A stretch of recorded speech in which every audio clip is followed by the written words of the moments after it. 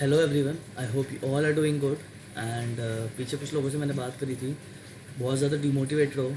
क्यों डिमोटिवेट रहो यार? बहुत कम टाइम बचा है, बहुत एग्जाम्स पास में आ गए हैं। This is not the time to let yourself down and you have to prepare and give your best at this point of time. And कभी कुछ भी प्रॉब्लम आ रही है, कोई भी डिफिकल्टी आ रही है, कोई भी कन्फ्यूजन आ रही है, please talk to me and we can always discuss about it and get it over with. मैं भी एक टाइम पे इस वाली पोजीशन पे था एंड एग्जैक्टली नो कि कैसा फील करते हैं, क्या क्या प्रॉब्लम्स आती हैं एंड कैसे मेंटल सिचुएशन में आती है in after lot of attempts. But you have to understand कि अभी इससे बाहर नहीं निकले तो you will never be able to get out of it. ठीक है।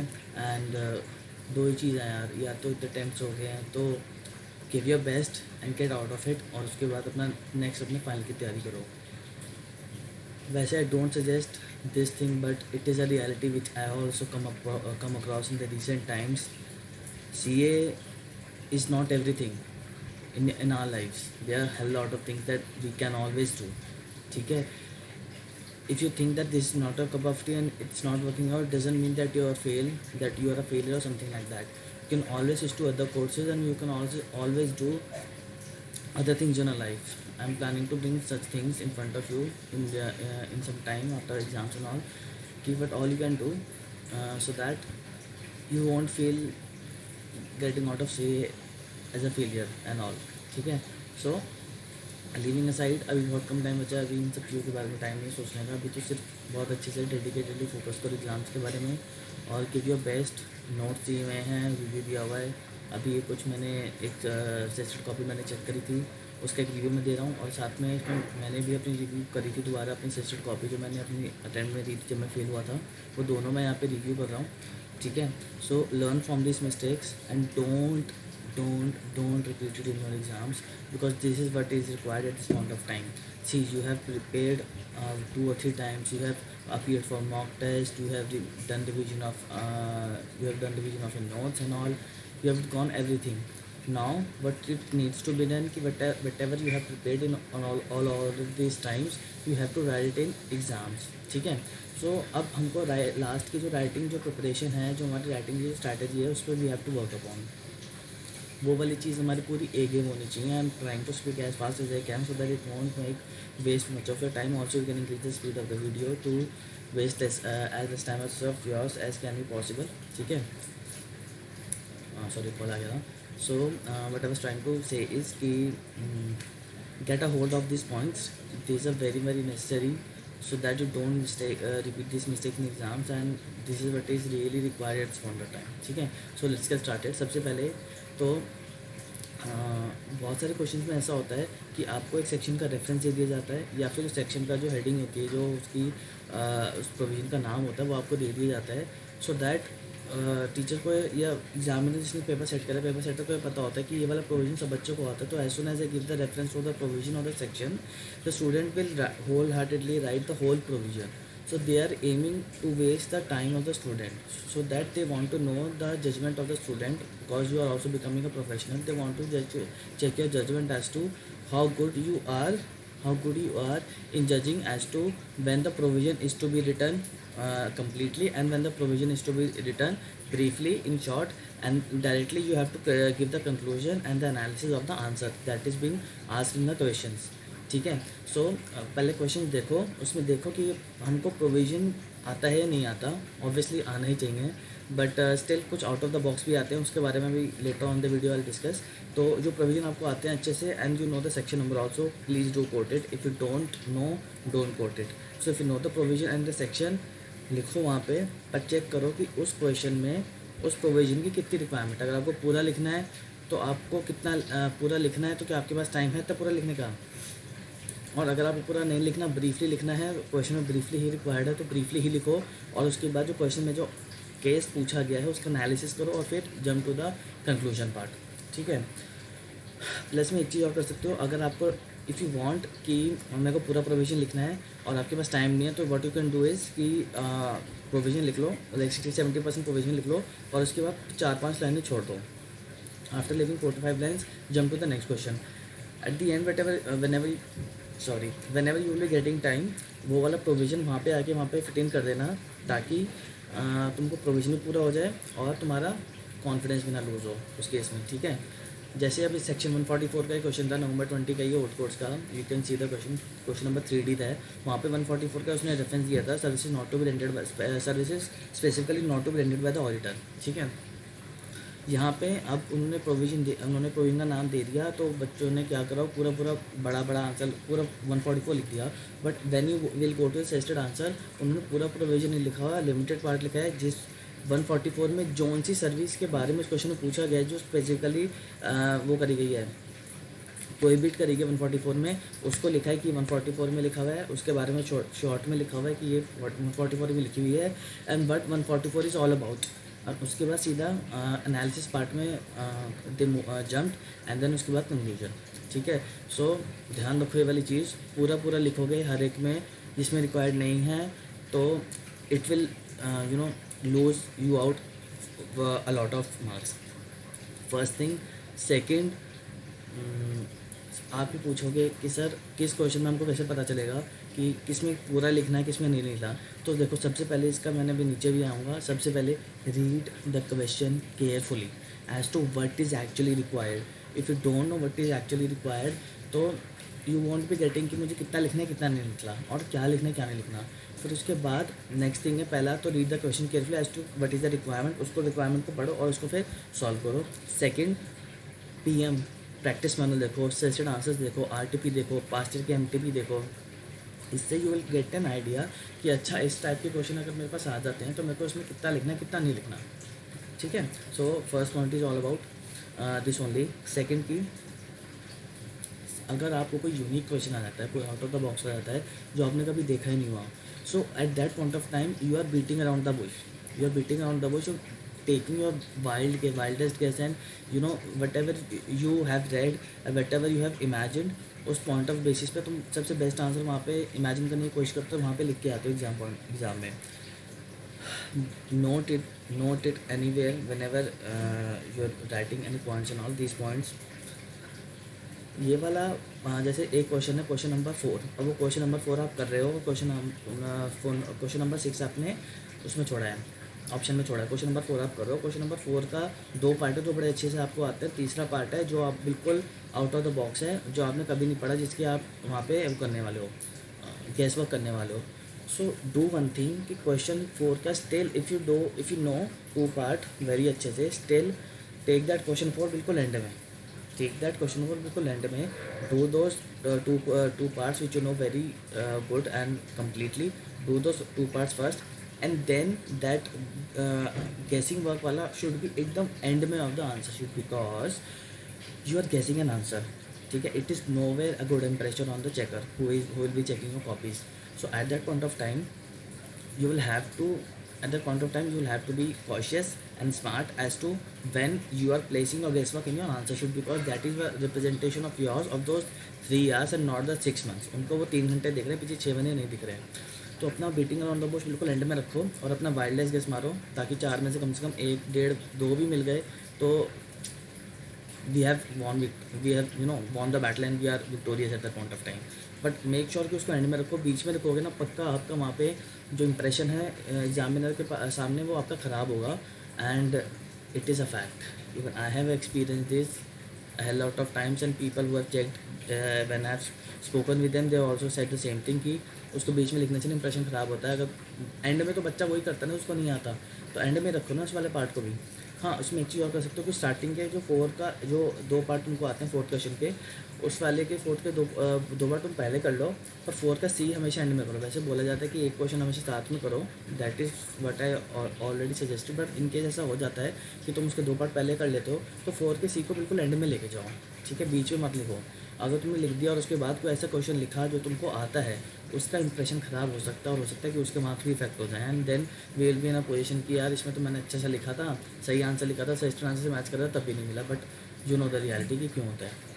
क्वेश्चन बहुत केयरफुली पढ़ना है, we don't read the question carefully. हम थोड़ा सा पढ़ते हैं प्रेशर में, एग्जाम प्रेशर में होते हैं, and we rightly straight forwardly jump to the answer, but it should not be the case. Question में ज़्यादा टाइम दो, आंसर बहुत कम टाइम लेगा। Give more time to the question and the answer will take the lesser time as possible. हम question read नहीं करते हैं, गलत आंसर लिख के आते हैं, या फिर जो रिक्वायर्ड होता है वो नहीं लिखते, कुछ और लिख रहे होते हैं, सब खराब हो जाता है। नेक्स्ट, अगर तुमको थोड़ा सा आइडिया है उस क्वेश्चन का, ठीक है, कोशिश करो उसको भी आईसीआई के लैंग्वेज में लिख के आने में, और नहीं है तुमको आईसीआई की लैंग्वेज बिल्कुल भी नहीं आता रही, that the case, write it in a professional language, because they want to make you a professional, they want to make you a professional. They just can't expect you to be non-professional while writing the language, while writing the answers. You have to be professional at that point of time. And professional language and auditing language, writing that language, when you are writing in a layman's language, when you're writing the whatever the case may be, you know what I mean, ठीक है, it plays a very important role, because at the end we are attempting for a professional level of exam. Even if you don't know, write it as professionally as you can, ठीक है. Now a very important point, ये true false का 2-3 चीज़ें हैं बतानी है. इस पर मैंने बहुत अपना सर भी फोड़ा था जब मेरे मार्क्स कटे थे इसमें. सो होता क्या है ट्रू फॉल्स में, हमको 7 अटैम्प्ट करने होते हैं, आई थिंक 7 अटैम्प्ट करने होते हैं बीवी, 7 इंटू 2 14 मार्क्स का होता है. टोटल 14 मार्क्स में मिनिमम, सबसे पहले तो सोच लो कि हमको मिनिमम 11 मार्क्स तो स्कोर करना ही है ट्रू फॉल्स में, in any case whatever the case में भी. First thing this. Second, true false में क्या होता है, 1 मार्क होता है ट्रू या फॉल्स का, 1 मार्क होता है रीज़न का. रीज़न के लिए आपको उसमें जितना मैक्सिमम लिख सकते हो ना लिखो. मतलब आइडियल क्या है ट्रू फॉल्स के लिए कि एक पेज में या तो 2 ट्रू फॉल्स होने चाहिए, एक पेज में या तो 2 या मैक्सिमम 3, मिनिमम 2 या मैक्सिमम 3. उससे ज़्यादा आप एक ट्रू फॉल्स एक शीट पर मत लिखो. उसको चाहिए कि आप ट्रू फॉल्स के साथ उसका प्रॉपर रीजनिंग भी दो, ठीक है. सपोजटली आपके 7 आपको सेलेक्ट करने हैं ट्रू फॉल्स, 7 में से आपके 5 सही हैं, 5 सही हैं, उसमें से 3 के आपने रीज़न सही लिख दिए, 3 के रीज़न गलत लिखे, जिसके आपने ट्रू फॉल्स तुक्का मार दिया था, या किसी से पूछे तो कुछ भी कर दिया था, या फिर आपने उसको कम्प्लीटली नहीं लिखा, एक लाइन लिख के छोड़ दिया, आपने रीज़न बेसिकली उसका दिया ही नहीं. तो आपके 7 में से कितने ठीक है, 3 इंटू 2 6, 5 ठीक है, सॉरी 5 इंटू 2 सॉरी 5 सही हैं आपके, 5 में से आपने 3 के रीज़न लिखे हैं, ठीक है. तो 5 दूनी 10 और 1 11 मार्क्स मिलेंगे आपको उस केस में, ठीक है. जबकि आप उससे ज़्यादा मार्क्स भी स्कोर कर सकते, 5 दूनी 10 नहीं मिलेंगे, sorry I am extremely sorry for that. 5 marks तो आपको ट्रू या फॉल्स के लिए मिलेंगे, ठीक है. और उसके बाद 3 मार्क्स के आपने रीज़न लिखे तो 5 8 मिलेंगे, ठीक है. जहाँ पे आपको 10-11 मार्क्स मिल सकते थे वहाँ पे आपको सिर्फ 7 या 8 मिलेंगे. और हो सकता है कि अगर आपने रीज़न नहीं लिखा तो ट्रू या फॉल्स जो आपने लिखा है वो भी आपका माइनस हो जाए, डिडक्ट हो जाए, उसके मार्क्स भी ना मिले. और ये होता है because the teacher will get to know कि अगर आपने रीजनिंग कुछ भी नहीं लिखे है या कुछ भी आप अलग ही बोल रहे हो, ट्रू फॉल्स लिखा है, तो आपने किसी से पूछा है. That's very common and it happens, even we know that thing. तो प्रॉपर टाइम दो. अगर आपको ऐसे 200 के रिगार्डिंग मेरे को अभी भी याद है, ऐसे 200 का क्वेश्चन था, उसमें क्वेश्चनिंग माइंड क्रिटिकल असेसमेंट और एक चीज़ और थी, ऐसे 200 का था. तो मैंने उसमें ऐसे 200 भी कोट करा था, मैंने उसमें तीनों चीज़ें भी लिखी थी, और मैंने ऐसे 200 का पूरा नाम भी लिखा था, ठीक है. ये ऑल दिस ट्रू फॉल्स के पार्ट के लिए, ठीक है, मैंने सब पूरा करा था. बट मुझे, और मैंने ट्रू या फॉल्स जो था वो सही भी सिलेक्ट करा था, मैंने सब कुछ करा था, लेकिन तब भी मुझे 2 में से 1 मिले थे. ऐसा क्यों हुआ था, because the biggest reason was that मैंने उसको कंक्लूड नहीं करा था. उसके एंड में you have to write the conclusion. True false में भी कंक्लूजन लिखना है, ट्रू फॉल्स में भी कंक्लूजन लिखना है. तो समझो इस बात को कि कम से कम आधा पेज तो आपका जाएगा एक ट्रू या फॉल्स में. तो give that much importance to it. और ये तो सबसे इजी है ट्रू फॉल्स में स्कोर करना. आपको 2 मार्क्स मिल जाएंगे एक में, सॉरी आधे पेज में 2 मार्क्स मिल जाएंगे आपको. और बहुत इजी है, सिर्फ ट्रू या फॉल्स सही सेलेक्ट करना है, उसके बाद उसकी रीजनिंग लिख के आनी है. और इतनी प्रैक्टिस हमने कर ली, इतने सारे हमने पीएम करी है, मॉक टेस्ट पेपर्स करे हैं, पास्ट ईयर्स करा है, तो एट दी एंड बहुत अच्छी अंडरस्टैंडिंग हो जाती है ट्रू फॉल्स की. एक कुछ डिफिकल्ट केसेज आते हैं, आउट ऑफ द बॉक्स होते हैं, we are not talking about that, but we already have very much understanding as to what parts are true and what parts are false, ठीक है. तो उसको प्रॉपर्ली इंपॉर्टेंस दो. अगर उसका एसे का नाम उसमें मेंशन करना है तो एसे का नाम लिखो, उसका एसे का पूरा नाम लिखो, एसे का नंबर, एसे का नाम लिखो. अगर कोई कंपनी एक्ट का कोई सेक्शन है तो सेक्शन लिखो, और उसका सेक्शन का जो प्रोविज़न है तो उसको प्रोविज़न को भी लिखो. फिर उसके बाद सब खत्म हो गया, तुमने ट्रू या फॉल्स लिखा, उसको प्रोविज़न लिखा, फिर उसके बाद एंड में उसको कंक्लूड करो, देयरफॉर दिस इज़ ट्रू या फिर therefore it is false. Proper एक जैसे तुम्हारा कंपनी लॉ का क्वेश्चन होता है ना, उसको उसकी तरह ट्रीट करना, और प्रॉपर 3 पार्ट में तुमको आंसर लिख के आना है. बहुत इंपॉर्टेंट है ये. और ट्रस्ट मी, मैंने भी बहुत मार्क्स लूज़ करे हैं. मैंने एक और अपने एक जूनियर की कॉपी देखी थी इन 2018 का दिसंबर में. ही शोड नो 2018 के दिसंबर में उसने मेरे को कॉपी अपनी दिखाई थी, तो उसने भी सेम गलतियाँ करी हुई थी। And also suggested him the same thing, and trust me, आप लोगों में से बहुत लोग ये वाली गलतियाँ कर रहे होंगे। नेक्स्ट, हैंड राइटिंग बहुत अच्छी रखो, matters a lot. Theoretical papers में एक अच्छी hand writing, just understand the point of view of the person who is checking your sheets. That person is checking like I don't know 90-100 copies आराम से एक दिन में, ठीक है। उसके पास मैक्स टू मैक्स 15-20 मिनट होते हैं कॉपी के लिए, तो उस 15-20 मिनट में वो कितनी कॉपी देख रहा होगा। और उसकी कॉपी अगर आपके उसके दिन में एंड में आई है, आपकी कॉपी दिन में आई है, एंड में आई है, और आपने गंदी हैंड राइटिंग दे रही है, तो जस्ट आप खुद भी समझो कि अगर आपने गंदी हैंड राइटिंग में उसको दी है, अपनी कॉपी दिखा रहे हो, आप eight the end of the day वो देख रहे हो, तो उसका कैसा उस टाइम पे मेंटल पोजीशन होगी और कैसे मार्क्स दे देगा आपको, बिल्कुल ऑप्टली और बिल्कुल ऑप्टिमली कैसे दे देगा वो, ठीक है। It is practically as a human perspective it's not possible, ठीक है। तो try to write as much as handwriting as you can. और अभी भी अगर आपने हैंड राइटिंग प्रैक्टिस नहीं करी तो स्टिल अभी भी बोलूँगा डेली 2 से ढाई घंटा लिखो, चाहे नोट्स लिखो, चाहे मॉक टेस्ट पेपर लिखो, चाहे कुछ भी लिखो, चाहे कुछ भी स्क्रिबल अराउंड करो, उस पर उठा के लिख लो। वट एवर यू डू, अभी डेली बेसिस पे अभी से लेके एग्जाम तक 2-2.5 घंटा लिखना ही लिखना है। You have to improve hand writing, this no other way out of it, ठीक है। This is only up to the play, this is only up to the stage when you become C. उसके बाद आपको जो करना है जैसे करना है, this is no one taking your exams and all, you can do whatever you want. Your whole life maybe will be spent on typing on the keyboard और the laptop. So but right now we will have to do this thing, and it is something that you can not escape from, ठीक है। Knowledge बहुत important boss, अच्छे से revise करते रहो, concepts को ज़्यादा से ज़्यादा बार पढ़ते रहो, पीएम पढ़ो, चीज़ों की अंडरस्टैंडिंग रखो, इट्स वेरी इंपॉर्टेंट। तुम नॉलेज नहीं लेके आ रहे हो, कुछ अलग ही आंसर लिख के आ रहे हो, जबकि वो आंसर दिया हुआ था तुम्हारे मटेरियल में, तुम तब भी नहीं लिख के आ रहे हो। It's a very dangerous side, don't do that. Conclude ज़रूर करना है हर पार्ट को, हर ट्रू फॉल्स हो गया अभी बताया था, ट्रू फॉल्स में ही करना है, तो आपको सारे क्वेश्चंस में करना है कंक्लूड, उसको करना ही करना है। Please conclude each and every answer of yours. जो क्वेश्चन डायरेक्ट आए हैं, जो क्वेश्चन रट्टे वाले हैं, जिनके पॉइंट्स के न्यूमेरिक्स बने होने चाहिए, जिनकी मेमोरी टेक्निक्स बनी होनी चाहिए, वो गलत नहीं होने चाहिए। इट बिकॉज रिसेंटली भी ऑडिट का पैटर्न भी चेंज हो रहा है, तो नए नए क्वेश्चन आ रहे हैं जो आपने आपसे पहले पूछे नहीं गए थे, तो ऑब्वियसली उसमें आपकी कंसेप्चुअल अंडरस्टैंडिंग चेक हो रही है, this is no doubt about it. But जो हैं पेपर में दिए हुए हैं और आपके फास्ट टेस्ट में दिए हुए हैं, आपके पीएम में दिए हुए हैं, वो तो बहुत प्रॉपरली पूरे ठीक होने चाहिए। लगे अगर 4 मार्क्स का है तो 3-3.5 से कम आने ही नहीं चाहिए, 3.5 से कम नहीं आने चाहिए, 4 आने चाहिए आपके, मिनिमम 3.5 आने चाहिए। उसमें उस लेवल का उसको प्रिपेयर कर लो, घोट लो, डेली रिवाइज कर लो ऐसे क्वेश्चंस की लिस्ट को, जो मैंने अपने उसमें भी मैंने अपनी कॉपी स्कैन करके ला ली हुई ना, लिंक में नीचे वो देख लेना, उसमें नोट्स बना रखे हैं। जैसे उस टाइप के आपने जो बना रखे होंगे, नहीं है अगर टाइम में नहीं बनाए तो वो वाले देख लो, वो न्यूमेरिक्स के साथ, और वो वाले तो आपको पक्के करने ही है क्वेश्चन। वो 50-60 क्वेश्चन की लिस्ट है। It is very important, it is very repetitive. Because repetitive क्यों है? क्योंकि वो इंपॉर्टेंट है। एज अ प्रोफेशनल आपको उन चीज़ों की ज़रूरत पड़ती है, इसीलिए वो इतने ज़्यादा रिपीटेटिव होते हैं। As simple as that. ICA की लैंग्वेज लिखो, ऐसे की लैंग्वेज लिखो, बहुत बहुत प्रॉब्लम है, मैंने भी फेस करी थी। हम अपनी लैंग्वेज लिख के आ रहे हैं, it is not a professional language, we are appearing for a professional exam.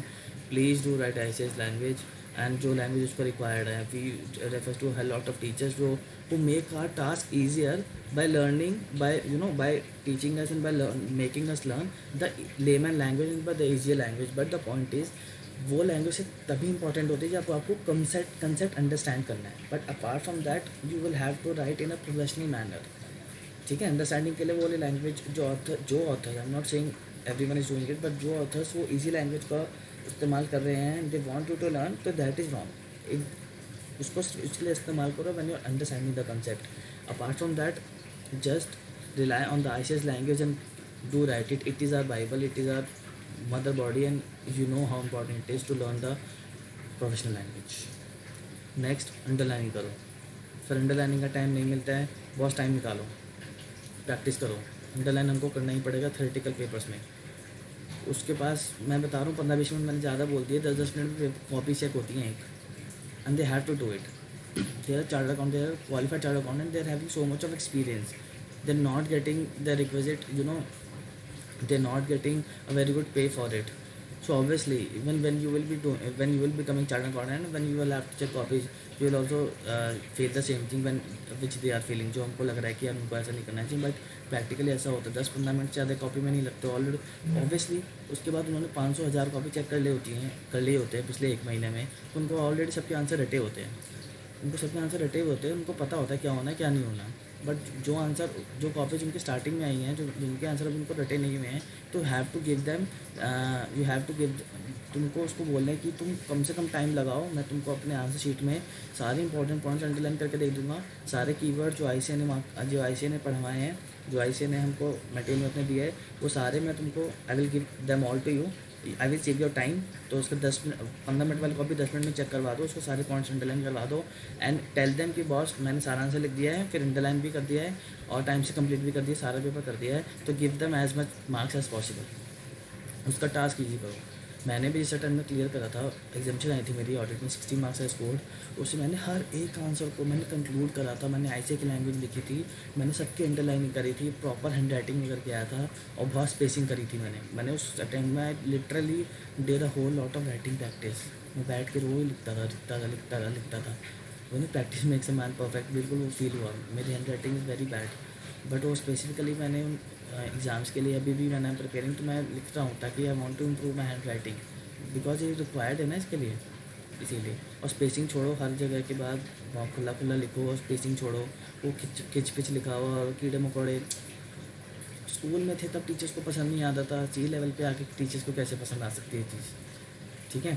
तो I have tried as fast as I can to cover all of these points, ठीक है। I don't want to waste any of your minute right now, it is hell lot of important।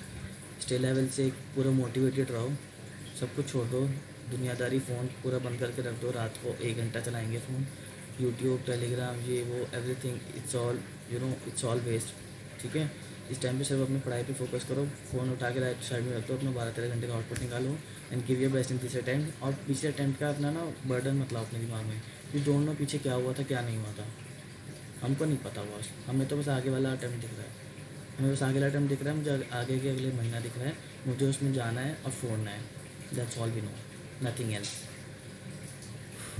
ठीक है। So I hope you get some learning out of it and अच्छा लगा है तो please do let me know. मतलब I don't say this thing in my video, but एक चीज़, वो लाइक बटन जो होता है ना, सो उसका पर्पज़ क्या होता है, बट आई अंडरस्टैंड कि आपने देखा है बट आपने उसको अप्रिशिएट भी करा है कि आपको अच्छा भी लगा है।